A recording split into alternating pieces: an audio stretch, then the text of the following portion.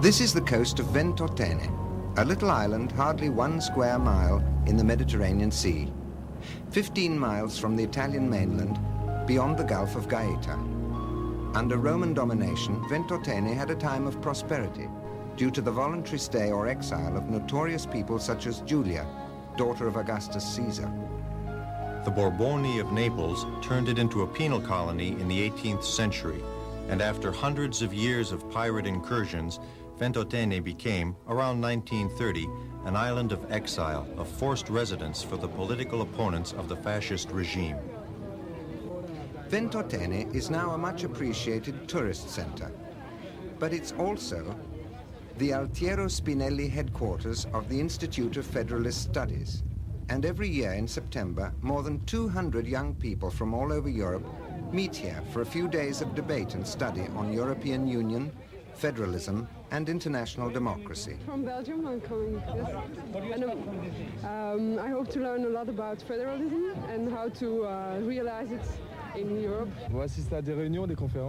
We shall hold meetings and conferences. There will be debates on the creation of a government for Europe.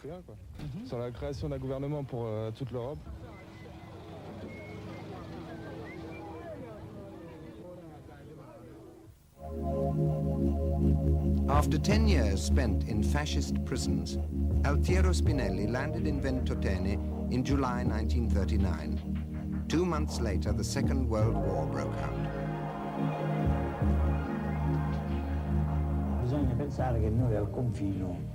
In our forced residence, it was as if we were in the audience in a theater from which we saw what was happening all over Europe. So we were witnessing the progressive collapse of the whole of Europe, except England, under the force of Hitler's attacks. A totally different type of war to what the First World War had been, during which every state had been able to fend for itself. This time they were crushed, and the nation that crushed them, the Germans, were in the end crushed most of all. The old European system had fallen to pieces. The idea that a European federation should be created was well known. Rosselli had said it, and many others as well. However, having said it, they would turn to do something else, as they thought that the creation of a united Europe would happen by itself, by an act of God. Since Ernesto Rossi could correspond with Einaudi, we were able to get some publications of the British Federalists. There was a Federalist movement led by a Lord Lothian, intellectually speaking, an excellent effort. We started to see that someone else had been seriously thinking of the problem of European unity, and we came to the conclusion that the only battle worth fighting was this one. So we wrote this manifesto.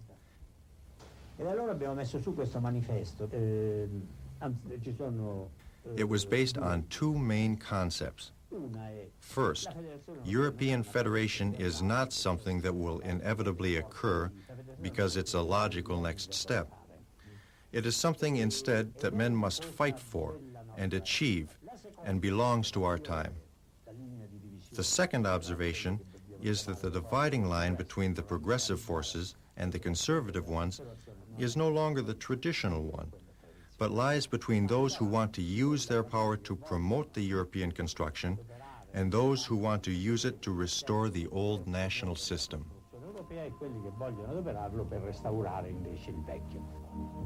Though Spinelli is the first person who clearly sees the need for a specific political struggle for Europe, others within the European resistance had gone along similar roads and had originated federalist projects and organizations.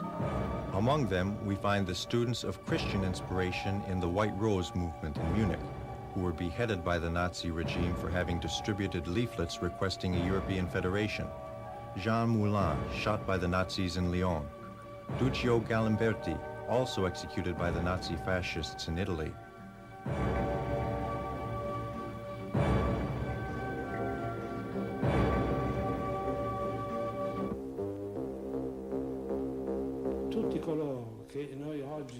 Those whom we may think of as great federalists are generally writers, not politicians. Experts in economics like Einaudi in Italy, Robbins and Lothian in Great Britain, etc.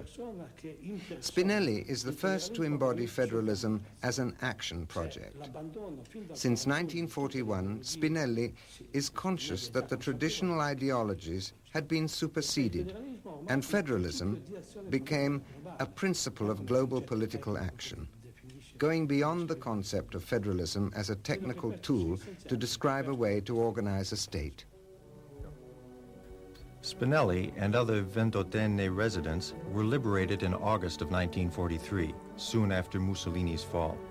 8 days after his return to the Italian mainland, Spinelli founded the European Federalist movement in Milan, in Mario Alberto Rollier's house. Rossi e Spinelli decisero di espatriare. Rossi and Spinelli decided to move to Switzerland to look for the federalist elements in the different resistance movements. I was there too, in Zurich, where I was in charge of the movement in the German-speaking zone of Switzerland.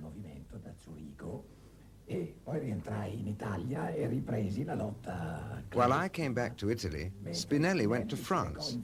Paris had already been liberated, and contacted the French federalists who had also been part of the resistance movement.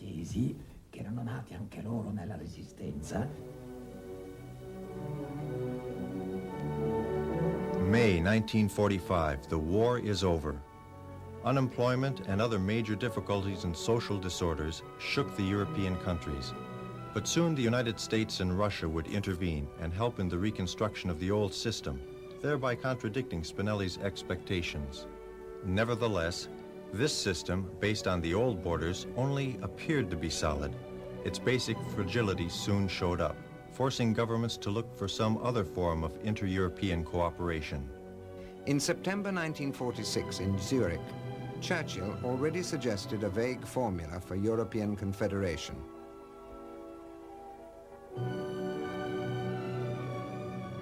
In the meantime, the Federalists got organized and started acting.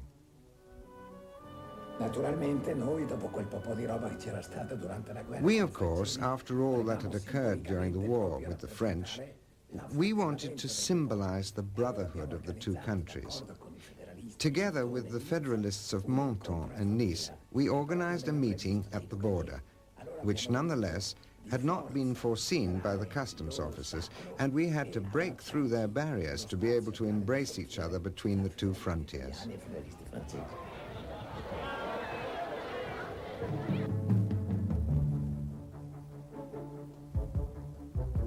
The governments also started to move. The need for full use of German resources pushed Jean Monnet, a great federalist, into persuading the French government to create the Coal and Steel Community. The CECA, which includes France, Germany, Belgium, Holland, Italy, and Luxembourg, was born. De Gasperi declared, European community means a secure peace between France and Germany. It means a modest but permanent function of Italy within the European concert. It means the opening of a common market of labor and gradual access to the common resources. It means, if not the end, at least the compression of national selfishness and the liberation of popular energies. Right after the Steel and Coal Treaty was signed, the question arose whether to allow Germany to rearm. The governments couldn't think of any new formula. Quite by chance, the intergovernmental project for a European community of defense ended up in the hands of MFE. Spinelli pinpointed its contradictions. He explained to De Gasperi that lacking a political unity, a European army would fall under the control of the Americans, thus becoming a body of satellite state troops. De Gasperi read Spinelli's memorandum and came to the conclusion that what was needed was the building up of a European state. De Gasperi, assisted by Einaudi, won over the resistance of the other governments and was able to create a special assembly to draft a constitution. The Americans backed the project. Eisenhower visited the MFE headquarters in Rome just before his election to the presidency and stated that a European army was not sufficient. A democratic European state and the Constituent Assembly to found it were badly needed. On August the 30th, 1954, the CED project was rejected by the French National Assembly. Indomitable nationalists, colonialists, Gaullists, and communists united to defeat the pro-European front by a handful of votes. In June 1955, the 6th MFE Congress met in Ancona. The debate divided the supporters of a line of collaboration with the government's European policy and the Young Turks, who wanted to go over to the opposition. Il dibattito fu molto vivo in quell'occasione. The debate was hectic, but nonetheless ended with an agreement on a new policy for the Federalists, opposition to the government's line towards Europe. We avoided the split that way, which nonetheless occurred a few years later after the congresses of Bolzano and Luxembourg. Alcuni anni più tardi, a seguito dei congressi di Bolzano e di Lussemburgo. In che cosa consiste questo nuovo corso? What is the meaning of the new course? The Federalists acknowledged that the German problem would be solved by the restoration of the German national sovereignty. This took away the opportunity to build Europe with the traditional political tools.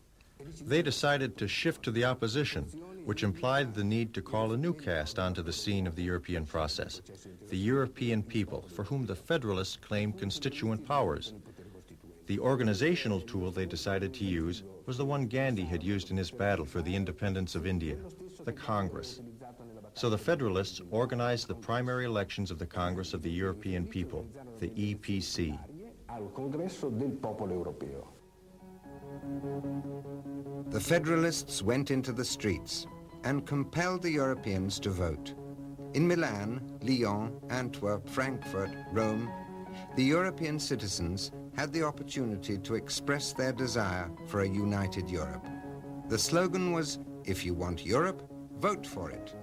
It was a big success, but the action was especially important because it demonstrated that it is possible to mobilize the people of Europe in order to achieve political union. The EPC was in fact the training ground for the last popular demonstrations that the Federalists organized in the 70s and 80s. While the Federalists fought for the Constituent Assembly, diplomats worked hard to give birth to two new communities, the Economic Community and the Euratom, the treaties of which were signed in Rome in March 1957. The contradictions within the common market, a neither democratic nor efficient institution, would soon show up, due to the lack of an overall European government and currency.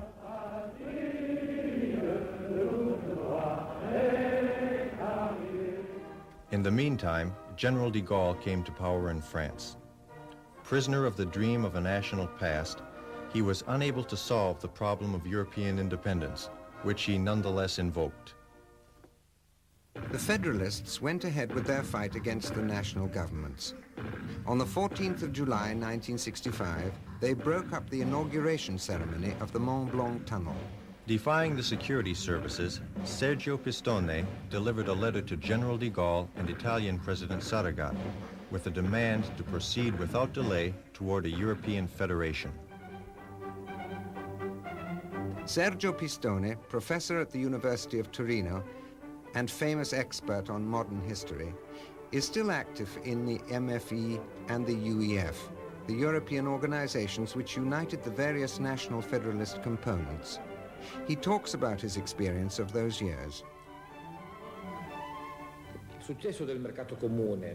The success of the common market, which was more an appearance than a reality, but was nonetheless much publicized in the media and caught the imagination of the public, made it difficult to maintain an active opposition to the government's European policy. It looked as if all was going well.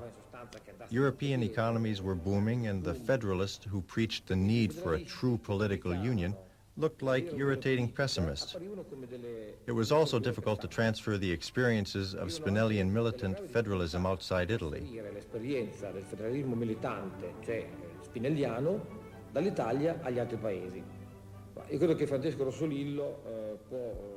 Francesco Rosolillo can best depict the situation at that time.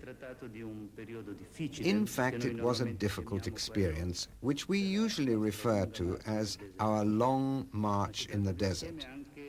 But it was also a very important time as far as the internal debate and the acquisition of political maturity are concerned.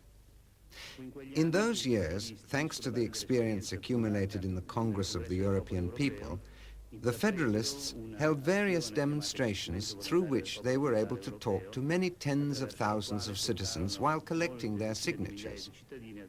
This started in Italy, but progressively extended to other countries of the European community, allowing us to strengthen the bonds with other Federalist organizations.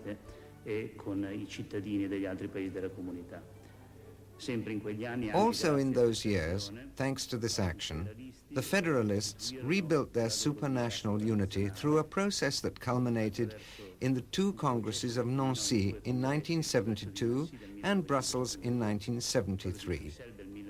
On these occasions, together with other active groups from countries of the community and others, the European Union of Federalists was rebuilt as the true supranational organization of all European Federalist forces. Che costituisce appunto l'organizzazione sovranazionale di tutte le forze federaliste europee. The institutional treaties of the community provided for a direct election of the European Parliament, but the governments had nominated an assembly of delegates which was more sensitive to their national policies. On several occasions, the Federalists had contested such a ghostly assembly, and not only with demonstrations such as the one we can see here. Between the end of the 60s and the beginning of the 70s, war broke out in the Middle East. The oil crisis and Nixon's decision to discontinue dollar parity made it clear to all that the common market was in jeopardy. At that time, the MFE launched the proposal for a direct election of the European Parliament. In December 1975, on the eve of the European Summit, the Federalists organized a large popular demonstration in Rome to press for a decision on the European election. During the summit, chaired by Aldo Moro, participants such as Schmidt, Giscard d'Estaing, Wilson, and others had long arguments. They finally agreed upon the proposal for direct election of the Parliament in spite of Great Britain's opposition.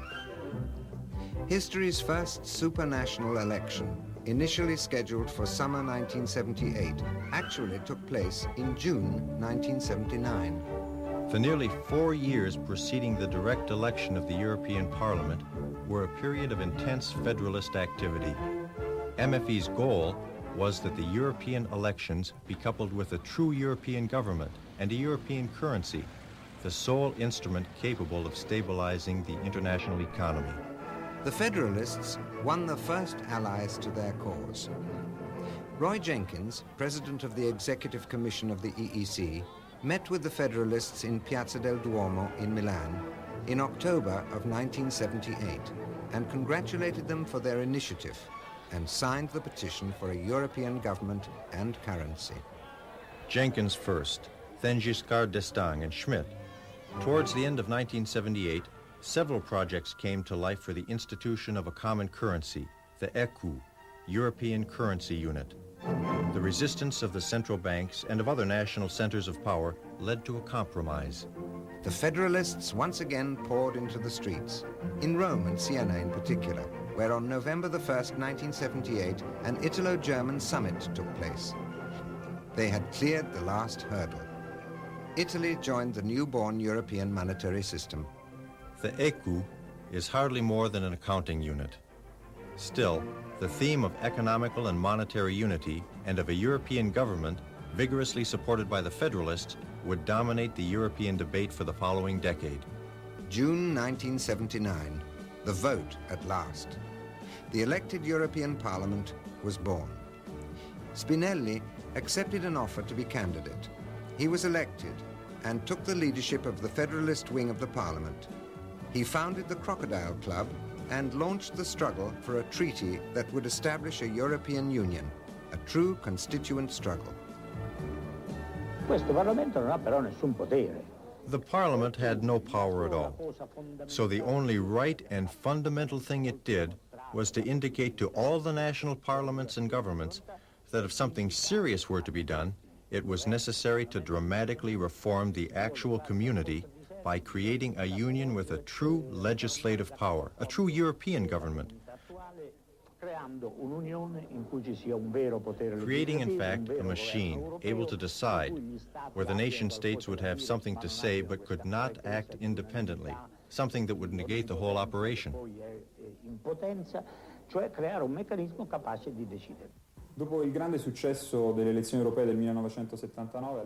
After the big success of the 1979 European elections, a debate originated within the EMF, and particularly in its younger section, to focus on the fact that while the direct election of the Parliament draws the European unity nearer, such unity is only a means to reach a higher goal, that is, the federal unity of all mankind. In 1980, when the 10th Congress of MFE convened in Bari, the slogan was European Unity for a United World, and this theme was hotly debated. However, this debate did not keep MFE nor its youth component from fighting to make sure that the elected European Parliament could gain effective legislative powers and actual European unity could be achieved. Slowly but surely, Spinelli within the Parliament and the Federalists in the towns made sure that the constituent choice prevailed. On the 14th of February 1984, the decisive vote was taken in Strasbourg. 80% of the Parliament sided with Spinelli and approved of the treaty.